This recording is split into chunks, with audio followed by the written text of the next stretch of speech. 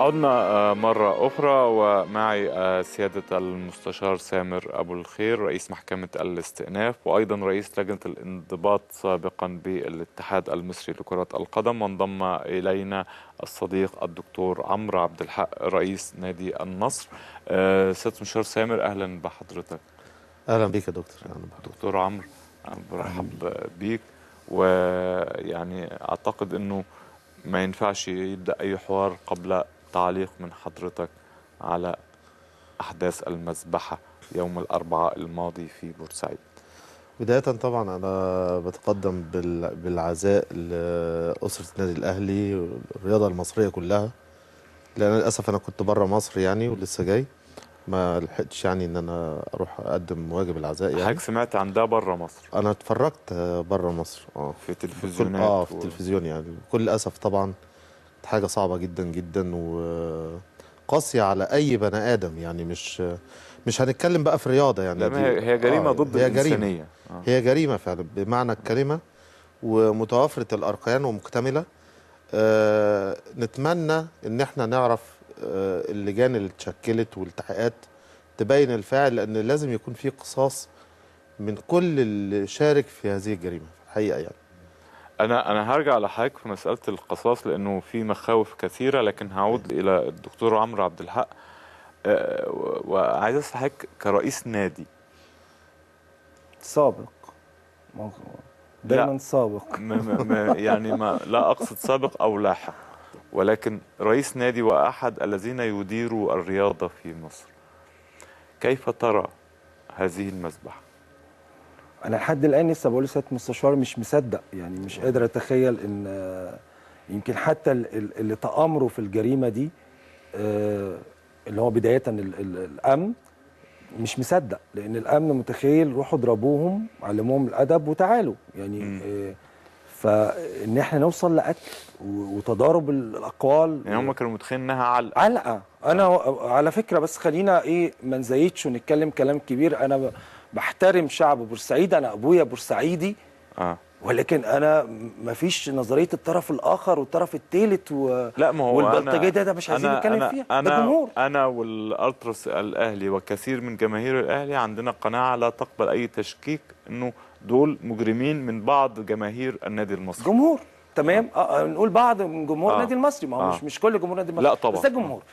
انما بقى نقول الطرف الثالث، نقول ان اصل في مؤامره. المؤامره كانت الاهمال والسلبيه والتسهيل دخول او اغلاق بابواب او اي حاجه ثانيه، النخوه المصريه بتاعت ضابط الشرطه او عسكري الشرطه. المواطن العادي، انت لما بتشوف اتنين بيتخانقوا مع بعض بتقف بينهم. دول فتحوا الطريق عشان الجرائم دي. الجرائم انا كل شويه بسمع حاجه جديده. انا يعني اللي بيحكي ان مراته في حامل في الشهر الثالث، واحد بيرميها وبتموت هي وطفلها. وبعدين برضو بنسمع لجنه من وزاره الداخليه، لجنه من مجلس الشعب، لجنه من النيابه. احنا تهرينا الجان. احنا خلاص اسبوع عدى، احنا النهارده اسبوع. فكفايه الجان ده. الموضوع في يوم الناس بتهدى، يعني في يوم بتقول احنا قبضنا على 1 2 3 4 اللي هم مشاركين فعلا، والمتواطئون ابتداء من اتحاد الكره. اتحاد الكره تواطأ سنين عشان يوصل للحال اللي احنا فيه. انت حضرتك بتحمل اتحاد الكره جزء من هذه المسؤوليه والامن. اتحاد الكره بلجنه المسابقات ولجنه التحكيم. الامن الحكم اللي يقبل انه يتشتم او يسمع شتيمه ويلعب عادي ويقول لك عشان بس السلامه، ده انا بقول ده ما ينفعش يكون حكم. لجنه المسابقات اللي تقول لي شمروخ اول وشمروخ تاني، انت كانك بتقر. لا، ممنوع. لو انا في 3-4 اسابيع اديت عقوبات صارمه، عقوبات صارمه بجد، مش العقوبات اللي هو 30,000 و40,000 ونقل مباراه، طب خليها بجمهور، طب من غير جمهور، الكلام ده هو اللي ادى اللي احنا شفناه. هو اللي ادى لده. مع تواطؤ الامن وعقاب، كأن الامن بيعاقب جمهور النادي الاهلي، كأنه بيعاقبه على مشاركته في الثوره، او بيعاقبه ان الالتراس ليه رد فعل على سلوك الامن معاه. انما هم حد الان مش متصورين ان كان هيحصل موت. هي علقه عشان ما يعملوش كده تاني. شدة ود او بس تقيله شويه، مباركه. واللي طفى النور، يعني اللي طفى النور ده امنيا لازم النور يطفي مع اخر واحد بيغادر الاستاد. وبيطفي تدريجيا، يعني مدير استاد بورسعيد طلب من الضابط انه يطفي النور تدريجي زي ما هو متعود، قال له لا مره واحده كله. انا سمعت بقى استاذ ياسر منع ده من السفر. منع ايه؟ احنا بنقبض عليهم، احنا بنقبض على كل الناس ابتداء من الكابتن سمير زاهر اللي كان المفروض يتقبض عليه يوم 11/2 مع حسني مبارك. احنا استاذ ياسر، انا مع حضرتك من سنتين في النيل الرياضه بتكلم في نفس الكلام، من كام شهر بتكلم على اتحاد الكوره في نفس الكلام. انا ناقص اجيب ربابه ونقعد نتكلم، يعني احذر كل يعني كل اللي ما غيروش موقفهم من سنين بيقولوا نفس الكلام اللي انا بقوله. كان لازم تنتهي بكارثه، كان لازم يطلعوا من اتحاد الكره. بس دي مسؤوليه، ما هياش لا مسؤوليه جنائيه ولا هي مسؤوليه مباشره عن مذبحه بورسعيد. اعتقد انه ممكن سياده المستشار اساله عن هذا. والله بص يا دكتور، خلينا نقول ايه. الاتفاق الجنائي بيبقى ايه؟ طريق المساعده والتحريض، والمساعده دي ليها حالات، ممكن تكون مساعده بطريقه ايجابيه او مساعده بطريقه سلبيه. كون ان الامن وقف وما منعش الكوارث دي تعتبر مساعده بطريقه سلبيه. لا انا ما اقصدش الامن. لا الامن اتحاد الكوره، خلينا في اتحاد الكوره، الامن ده شريك. انا هقول لحضرتك يا دكتور، يعني خلينا نكون واقعيين شويه. احنا كل شويه نقول الامن قال طيب انت بحسك كاتحاد كوره انت اللي بتنظم المسابقه وبتديرها، انت المسؤول الاول عنها. النهارده قبليها بيومين تقريبا اتحاد وكان بيلاعب مين؟ اتحاد وحرس الحدود ولا سموحه؟ لا ده قبلها الاسبوعين. يعني اتحاد وسموحه. الامن قال المصري وسموحه يتاجل المباراه تتاجل. تقصد الاتحاد وحرس الحدود. حرس الحدود ما عندوش جمهور، والاتحاد جمهوره بس اللي موجود، والامن قال تتاجل واجلوا المباراه. طب انت كاتحاد كوره على الاقل لو الامن ما قالكش تاجل، انت ما عندكش الحس اللي بيه انك عارف ان المباراه دي مش هتروح لبر الامان؟ في شحن جامد جدا من الجماهير زي ما الدكتور عمرو قال استاذ مشار، يعني انه وانا اوافقه تماما على هذا، انه ما حدش استوعب او تخيل ان احنا هنصل الى كل هؤلاء الشهداء.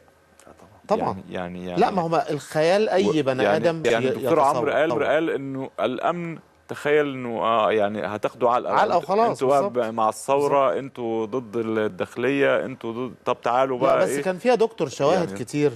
العده اللي كانت معده، السيوف والخناجر والاسلحه البيضاء والمولوتوف، كل ده كان قدام الامن، كان بيجهز. يعني ازاي ما كانش فيه وقفه؟ يعني برضو كان فيه، واكيد كان فيه تقارير امنيه.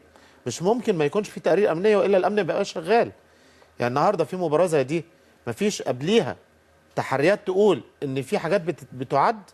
الكلام ده كله معد مسبق مليون في المية. انا ضيفي في الفقره السابقه سياده المستشار محمود مستشار القانوني من النادي الاهلي، وقال انه النادي الاهلي قدم شكوى انه حراسه او الجهود الامنيه والتواجد الامني في الاستاد في مباراه المصري وسموحه تفوق التواجد الامني الذي كان موجودا في مباراه المصري والاهلي. وحصل مشاكل في مباراه المصري وسموحه، الامن كان مكثف، ورغم كده حصلت مشاكل. يعني رغم تكثيف الامن ده ان كان برضو غير كافي لمباراه فتخيل انت، مش جماهيريه. تخيل يا دكتور عمرو، انت يعني انت كامن بورسعيد عملت تواجد امني في مباراه المصري وسموحه، فتيجي عند مباراه المصري والاهلي وتعمل تواجد امني اقل. انا اعتقد ان كان مدير الامن في الوقت ده اتغير. كان لان قبل الماتش ب9 ايام اتغير. فكان ده ليه سيستم. ده نفس مدير الامن اللي منع جماهير النادي الاهلي السنه اللي فاتت ورجعهم تاني في القطر لما حس ان في مشكله. هو ده مدير الامن. انما مدير الامن الجديد اللي هو اللي كان بقاله 9 ايام خد الموضوع يعني ببساطه، والجمهور، واهم حاجه الجمهور يتبسط. وكان في ظواهر كتيره قبل المباراه، وكان في بعد كل مباراه وبعد كل جون الجمهور بينزل. مستغرب كابتن فهيم يعني ده. طب اساسا انت في قواعد الفيفا ده مش فير بلاي. لان انا اللعيب انا عايز اتغلب عشان اطلع سالم، لان برضو لعيبه النادي الاهلي توهموا ان هم لو اتعادلوا حتى مش ان هم كسبوا. مش لعيبه الاهلي بس، ده حتى جمهور الاهلي اللي كان هناك عايزين يعني نتغلب ونمشي. وحتى الناس وهي نازله احنا توقعنا برضو كالعاده بيحتفلوا. انت عارف حضرتك انه هذا اليوم اللي هو يوم الاربعاء الماضي، الى جانب ان هو هيدخل التاريخ باعتباره يوم المذبحه ويوم الشهداء، هو هيدخل ايضا التاريخ باعتباره اليوم الوحيد اللي تمنى فيه أدرس الأهلي رغم تعصبهم ان الاهلي حرصا يخسر. على سلامه اللعيبه. انا كنت بتفرج بره، كان في زميل ليا بيتفرج معايا اهلاوي، والاهلي كان كسبان واحد، قال يا رب الاهلي يتغلب النهارده عشان الماتش يعدي، عشان الولاد دي ترجع بالظبط. دي لبيوتها. حقيقه والله، قال من قبل اي حاجه. يعني في شواهد، اذا كان الراجل العادي بيقول الكلام ده، امال انت اللي متواجد جوه المباراه والامن موجود ما حسيتش ده من بدايه المباراه؟ باين من قبل ما المباراه تبدا. ست مستشار الامور يعني دي كلها بقى لها سنين، بس يعني يمكن ما كانش فيها قتل. بس تعالى شوف في الاقاليم، انزل في الممتاز به وانزل في الدرجه الثالثه. ده طبيعي ان في تدليل من اتحاد الكره في ان احنا شرعنا خلاص السباب والضرب. قصه ثانيه يا دكتور، يعني ليه قصه ثانيه طويله دي، يعني عايزه بمعنى حلقات. ايه قصه ثانيه؟ يعني هقول لحضرتك، يعني النهارده انت لجنه المسابقات ايه دورها؟ خلينا نيجي للفيفا. الفيفا بتعمل ايه؟ بتحط لجان، وكل لجنه بتحطها بمعايير معينه، مش اي حاجه. يعني النهارده لما اسندت للجنه الانضباط، انا هتكلم على لجنه الانضباط لان هي اللجنه اللي ما بقتش موجوده دلوقتي، اللي كنت اتمنى انها تفعل، مش موجودة علشان دلوقتي. ما كانش يحصل اللي حصل ده. يعني النهارده لما الفيفا حطت لجنه الانضباط ورئيسها رجل قانون، ايه العبره من كده؟ اللي بتاخد العقوبات. انا بتكلم على اللجنه اللي بتاخد العقوبات. العقوبه دي ليها هدف، مش مجرد شماريخ 20,000 مش عارف ايه 30,000. الكلام ده كلام فاضي. العقوبه لازم يكون ليها هدف، اللي هي ايه؟ يتحقق منها الردع. يعني العقوبه ليها هدفين: جزاء على الفعل اللي ارتكب، وردع علشان ما يتكررش الفعل ده. والا ما لهاش لازمه. ده فلسفه القانون، ده الفلسفه. ما هو عشان هنا قلنا رجل القانون هو بيبقى رئيس لجنه اللي بتحط العقوبه على الفعل الغلط. انما للاسف طبعا اتحاد الكوره ما عملش كده. حط لجنه مسابقات، والحاج عبد الحسين له كل التقدير والاحترام. ده رجل ما عندوش خلفيه قانونيه، بيدير، ممكن يحط جداول كويس. بس انت حضرتك بتتحدث عن لجنه المسابقات. لجنه المسابقات دلوقتي هي غارت من لجنه الانضباط. هي اللي خدت كل الاختصاصات والصلاحيات. يعني لجنه المسابقات في الفيفا يديرها لا، دي قصه ثانيه. الاستاذ مصطفى فهمي، وهو ليس رجل قانون. بتحط الجداول، تحط الجداول والمسابقات، وبتحط التوقفات فين. يعني احنا عندنا يعني بتدير المسابقه يعني مش اكتر من كده. انت حضرتك تتحدث عن لجنه الانضباط اللي هي الموكل اليها بقى العقوبات على الافعال اللي تخالف اللوائح فيما يتعلق بالمباريات كلها، باداره المباريات، بالجو المحيط به، عناصر اللعبه كلها. هو ده. انت حضرتك شايف انه الاتحاد ضحى بلجنه الانضباط مجامله للجنه المسابقه، وعمل لجنه طوارئ برئاسه الكابتن سمير زاهر. ولجنه الطوارئ دي بعد الغاء قانون الطوارئ تقريبا ما بقتش موجوده. لا يعني لجنه طوارئ قصه غريبه برئاسته ولغى لجنه الانضباط عشان في غيره من لجنه المسابقات. ده كان احترام لقانون الطوارئ. احتراما لقانون الطوارئ. لغى لجنه الطوارئ. بصراحه يعني كان بيدير بطريقه غريبه جدا. حتى لجنه المسابقات في تشكيلها، مع احترامي الشديد لكل افرادها يعني. لكن خلينا نتكلم على المبدا نفسه. كابتن ايمن يونس كان بيطلع يقول انا ليا الشرف ان انا عملت ان الانديه بتدير نفسها. ده كلام مع احترامي الشديد ليه كلام خاطئ. مش مظبوط. طبعا انا بجيب لجنه كاتحاد كوره، كمجلس اداره الاتحاد، اجيب لجنه من الخبراء في الحته دي علشان يعاونوني. فالنهارده لما اجي انا اقول نادي الزمالك رشح حد، نادي الاهلي رشح حد، نادي الجزيره، ايا كان، في الاخر انا ممكن كنادي الزمالك اجامل حد ما عندوش خبره، بس عشان احطه يبقى اسمه عضو في لجنه المسابقات، يمثلني في لجنه لكن في الحقيقه ما عندوش الخبره الكافيه. صح ولا غلط؟ في الاخر فتضعف اللجنه يعني. في الاخر اللجنه بتضعف. انما النهارده انا لما اجيب كاتحاد اشخاص عندهم خبرات في المجال ده، في المسابقات والجداول والكلام ده كله، النهارده عمري ما اللجنه دي هتطلع قرار مش مدروس صح. قد تخطئ، لكن القرار على الاقل يبقى مدروس. يعني حضرتك تقصد زي ما الفيفا، الاتحاد الدولي لكرة القدم، زي اللجنة الأولمبية الدولية، فيها مناصب كثيرة بالانتخاب، لكن فيها مناصب ليس مسموحا فيها بالانتخاب لأنها بالتعيين حتى لا يضعف أو لا تكون هناك مساومات. دي في الآخر لجان معاونة. في الآخر القرار هو قرار مجلس إدارة الاتحاد. كل قرارات عبارة عن توصيات. إلا لو مجلس إدارة الاتحاد بيفوضها في اتخاذ بعض القرار. فطبعا هي المنظومة من الأصل يعني محترقة. بالظبط. انا عايز اسال دكتور عمرو قبل ما اسالك سؤال مبدئي بس. انت حضرتك في الانتخابات الجايه داخل رئيس اتحاد كوره؟ لا لا خالص، انا مش نازل انتخابات اتحاد الكره ولا رئيس ولا عضو، وانا موقفي من 2008 لحد الان ثابت. يعني أنا انت كنت ضد السياسه. تحارب انا بحارب طلبا للاصلاح وليس اصلاح طلبا ضد للمنصب. سياسه اتحاد الكره. وانا ما ينفعش اقول دلوقتي انا مش نازل انتخابات واجي كمان شهرين اقول معلش اصل ضغطوا عليا، اصل اعمل ايه. وده اللي بيتقال دايما. لا انا يعني مش حضرتك هيضغطوا عليك. ما بغيرش موقفي لان انا عارف انا بعمل ايه. حتى كل الناس هيبتدوا، لان انا عارف الفتره الجايه دكتور عمرو بيعمل كده عشان الكرسي.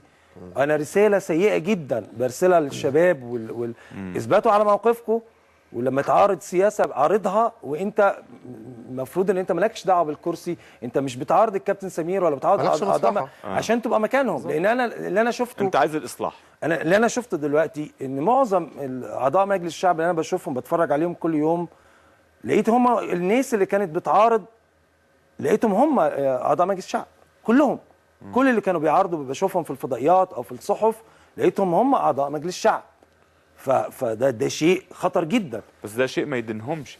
انا مش بقول ادانه، بس هنا معنى الكلام انا بعارض عشان اجي مكانك، تمام. وللاسف بعد شهور من انا باجي مكان اللي بعارضه مفيش جديد. ما بنشوفش جديد. يبقى اذا هي كانت معركه شخصيه. وانا عايز الغي تماما ان نادي النصر او عمرو عبد الحق كان بيعرض اتحاد الكره لمصلحه شخصيه. احنا عايزين صالح الكره المصريه واحنا مستمرين. يعني دعوتنا. يعني انت حضرتك مش داخل رئيس اتحاد الكره كويس. عشان انا عايز اسالك، انا حبيت بس اطمن لانه عشان ما يبقاش عندي حساسيه في المساله. لا اتفضل. انا هعتبر دلوقتي ان احنا في اجتماع معايا الدكتور عمرو عبد الحق رئيس الاتحاد المصري لكره القدم، معايا المستشار سامر ابو الخير رئيس لجنه الانضباط في اتحاد الكره، واحنا قاعدين في الاجتماع وجرت مذبحه بورسعيد. عايز اعرف قراراتك كرئيس اتحاد الكره، وعايز اعرف عقوبات المستشار سامر ابو الخير كرئيس لجنه الانضباط. اول قرار كنت هاخده لان الفيفا مش احسن مني. عايز قرارات محدده وواضحه. اول قرار كنت هاخده، الفيفا مش احسن مني. انا بروح حاطط على طول يعني مش اقل من 10 مليون جنيه كل موارد البث الفضائي اللي بتخص اتحاد الكره هم 15%، بروح حاططها في حساب لصالح الشهداء. وبعد كده القرار الثاني اقدم استقالتي. يعني انت بتكلمني على ان انت رئيس اتحاد كره وحصه المذبحه دي. هقدم استقالتي. الاستقاله هنا مش معناها ان انا مسؤول بنسبه 100%. بس دي لياقه ولكن انا بدام المسابقه انا مسؤول منها وحصل ضحايا، ده لو واحد بس مش 74، لازم احتراما للناس بقدم استقالتي وبنضم لصفوف المواطنين المصريين عشان نجيب حق الناس دي. انما تمسكي بالكرسي في الوقت ده استفزاز لمشاعر. يعني انت لو انا بقى وانا جورنالجي وانت خدت القرارين دول، انا هطلع تاني يوم اهاجمك. ليه؟ يعني لانه انت حد هاجم كامل ابو علي؟ صرفت فلوس. انا يمكن عايز اقول حاجه يا دكتور بعد حضرتك. خلينا نقول، انا ما بصدرش على سؤال حضرتك، لكن انا بقول ايه، خلينا نساله بطريقه تانية.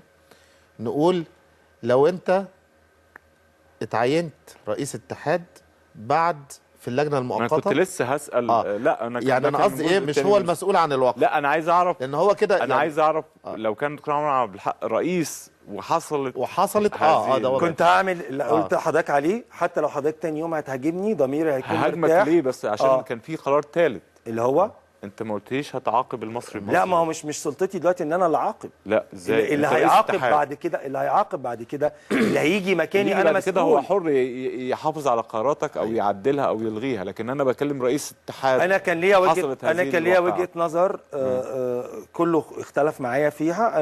انا كان لازم انزل مصري درجه ثانيه. ليه؟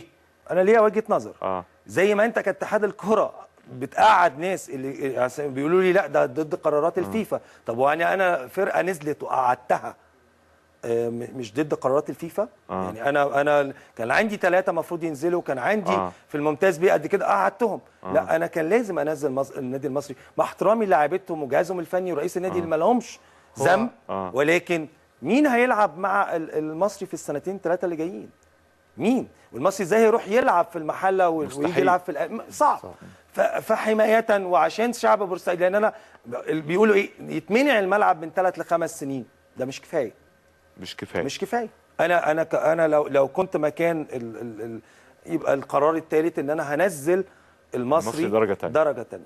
تمام. كانوا هم بياخدوا اجراءاتهم القانونيه، بيروحوا المحكمه الدوليه وبياخدوا اجراءاتهم، بس ده كان قرار، ولازم انضم للمواطنين عشان ما استفزش الناس. انا احييك على قرار الاستقاله، لان هو ده السلوك الطبيعي المحترم. ولكن تيجي بقى حضرتك للانضباط المستشار. انا عايز اسال بقى المستشار سامر ابو الخير، انت دلوقتي رئيس لجنه الانضباط. لو كان اللائحه، ما هو دلوقتي اللائحه، لا حضرتك ما تقوليش لو كانت، قول لي ما انا هقول انت رئيس لجنه الانضباط هتعمل ايه؟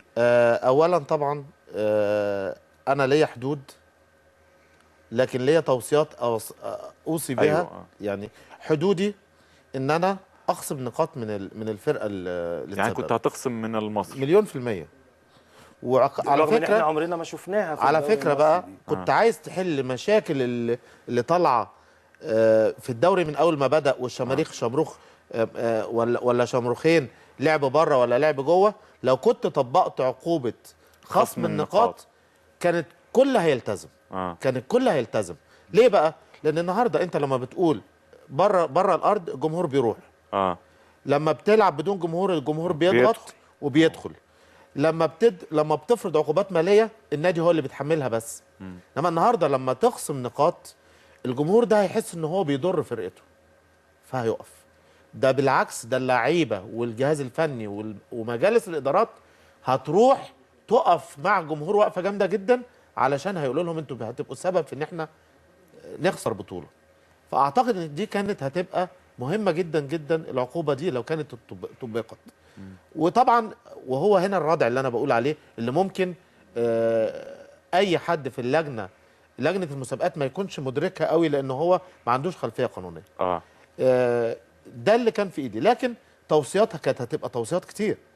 زي طبعا الدكتور عمرو قال حاجه، اللي هي كل فلوس البث الخاصه بالاتحاد تروح للنادي لاهالي الشهداء، بالاضافه لنصيب النادي المصري من حصه البث برضه تروح للشهداء، تخصم منه وتروح لصالح الشهداء. دي نمره واحد. نمره اتنين، طبعا توصيه بان فعلا لازم النادي ينزل درجه تانية علشان الجمهور يتعاقب واللعيبه تتعاقب برضه، لان اللعيبه برضه كان في، يعني انا عايز اقول ايه، على مدار السنين الشحن، يعني الشحن برضه، الشحن موجود. اللعيبه ساعات بيبقى الجمهور شويه في وقت من اوقات المباراه هادي، ممكن لعيب يحتك بلعيب بيثير الجماهير. وده كان دور المفروض دور اللعيبه، دور اجهزه فنيه، دور اداره في التصريحات اللي بتطلع قبل الماتشات. كل ده السبب فيه برضو عناصر اللعبه الموجوده في النادي. وبالتالي انا بقول ان هو ينزل درجه تانية دي اقل حاجه. لان ما فيش في سلطتك غير كده. وعلى فكره اللوائح تسمح، انت عندك لائحه، ده انت اللي بتحط اللائحه وبتحط اللائحه في اجتماع مجلس اداره. مفيش مشكله انك تعدلها وتطبق زي ما حصلت قبل كده. يعني ولجنه الطوارئ كله مباح. لجنه الطوارئ من حقها انها تعدل على اللائحه. وحصلت قبل كده، يعني في السيزون اللي فات، يعني ما مش جديده. انا كان ضيفي رئيس الاتحاد الاماراتي الاستاذ يوسف السركال والمرشح رئاسه الاتحاد الاسيوي لكره القدم، وقال انه لجنه الطوارئ في الاتحاد الاماراتي وايضا في الاتحاد الاسيوي لجنه لا تتبع رئيس الاتحاد ولا تأتمر بأوامره، ومش عضو فيه، وقراراتها ملزمة لمجلس إدارة الاتحاد. ويعني بص يا دكتور، لما جينا وعملنا مشروع لائحة للانضباط، جبت لائحة الانضباط بتاعة الاتحاد الإماراتي والاتحاد السعودي والاتحاد الدولي. من أحسن اللوائح اللي لو اتطبقت تعمل ردع كافي جدا جدا وتخلي المسابقة منتظمة وبطريقة كويسة. للاسف وخدنا منها اللي يتناسب معانا وحطيناها. هي مساله التفصيل ديت هي اللي دايما بتودينا للاسف. ما هو للاسف اتحاد الكره مش عايز ناخد اي نظام محترم نظام من اي مكان في العالم ونبتدي نأيفه على مزاج صاحب بالزبط. السلطه وصاحب الهوى، في النتيجه انه تطلع انظمه محترفه. لا يعني هو منحرفه، اسف مش محترفه. هو اتحاد الكره برضو نرجع تاني، موقفه يوم الاربع كل اللي عمله هو جمد او وقف الدوري. تمام. بعد كده يوم الخميس رفض الاقاله، لان برضه هي كلمه اقاله كلمه غلط، لان الاقاله دي كأن اتحاد الكره بيتبع الدوله. لا، ما هي الإقالة غلط. وانا عايز اقول لك وهقول لك حاجه ممكن تضايقك. انا بشكر اتحاد الكره انه تقدم باستقالته. اتحاد الكره ما تقدمش باستقالته، والضغط عليه قيل. اتحاد الكره ما قدمش نفس الاستقاله اللي سنه 99. ايه؟ نفس استقالته بتاع 99 بتاع ماتش السعوديه. ما تقدمش باستقالته. اتحاد الكره لو كان اتقدم باستقالته كان يوم الاربعاء زي ما انا قلت لحضرتك، انما يتقدم باستقالته يوم السبت. ما انا بقول لك كان المفروض هو يقدم استقالته بدواعي الحس بس. لا بس هو دي مش استقاله، دي شكوى. حضرتك اقرا الاستقاله هتلاقيها دي استقاله مسببه في يعني صوره شكوى. انت دلوقتي بتنفي انه اتحاد الكره تقدم دي مش استقاله. يعني هل ممكن اتحاد الكره يلجأ للفيفا؟ ما هو لجأ للفيفا يوم الخميس لجأ للفيفا. هو قال شكوى مش رسميه. هيلجأ للفيفا. لجأ رسميا ومعايا معاك حضرتك ومعايا ايه؟ اقرا الجمهوريه النهارده الصفحه الاخيره صوره من المراسلات ما بين الفيفا الاتحاد الكره والفيفا، وان الفيفا رفض تماما اقاله اتحاد الكره، وبالعكس قال احنا بنساند ده رغم احساسنا بالازمه والكارثه. يعني هل تتوقع انه كابتن سمير زاهر هيستقوي بالفيفا مش بقى على الحكومه المصريه؟ احنا ليه عملنا الاجراء بتاعنا ده على الشارع المصري؟ احنا عملنا الاجراء ده لان احنا فاهمين الجيمز اللي بتتلعب.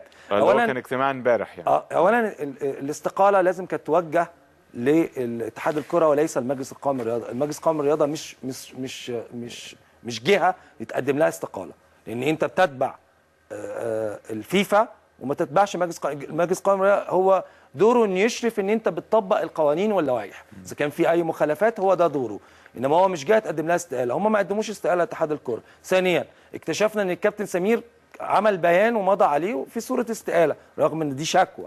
وبعد كده اكتشفنا ان بقيه اعضاء الاتحاد الكره ما قدموش استقاله. حضرتك اتكلم الكابتن مجدي عبد الغني يقول لك ما قدمش استقاله.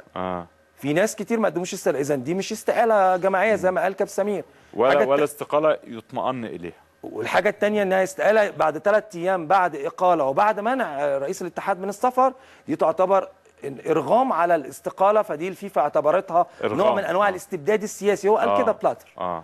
فاحنا كاتحاد الكوره حرصا على مصر ما تعرضلهاش عقوبات، سوري كاعضاء جمعيه عموميه عملنا دعوه لجمعيه عموميه غير عاديه عشان حاجتين مهمتين، عشان تحصين الاتحاد، سحب الثقه وحطينا منها كل المخالفات بما فيها الاهمال الجسيم في مباراه المصري والاهلي. الحاجه الثانيه اللوائح اللي بقى لها سنتين والفيفا ادى ديدلاين الاساسي ادى ديدلاين 28/2. يعني انت كده من الناحيتين هتتعاقب. فاحنا اجتماعنا امبارح كان عشان ده، واجراءاتنا مشيناها النهارده. بعتنا للمدير التنفيذي لاتحاد الكره عشان في خلال 15 يوم يعلن عن الجمعيه العموميه عشان نلحق ده. وفي نفس الوقت البند الثاني كنا اول حاجه سحب الثقه. البند الثاني اسر الشهداء كان عندي فكره نادي النصر تقدم بيها ان بدل المرتبات 30,000 و20,000 و15,000 لا ده يخصص مرتب شهري عشان ما نتفاعلش شهر شهرين ونقول صندوق ونوزع فلوس وبعد كده الدنيا ترجع وننسى الناس دي. لا، يبقى بقرار جمعيه عموميه في مرتب شهري لكل شهيد. واعتقد ان كل الناس وافقت على الفكره دي وفكره كويسه جدا. يبقى احنا كاعضاء جمعيه عموميه مشينا في اتجاه لصالح الشهداء. وفي موضوعات اخرى زي عقد اديداس وزي حل المناطق كل ده يعني كل ده. انا بشكرك دكتور عمرو على هذا اللقاء. شكرا لسياده المستشار سامر ابو الخير. وينتهي الجزء الاول من يومنا الخاص من ايام الاهلي الاستثنائيه الحزينه والغاضبه. اترككم الان مع زملائي يستكملون معكم بقيه اليوم بملفاته وقضاياه.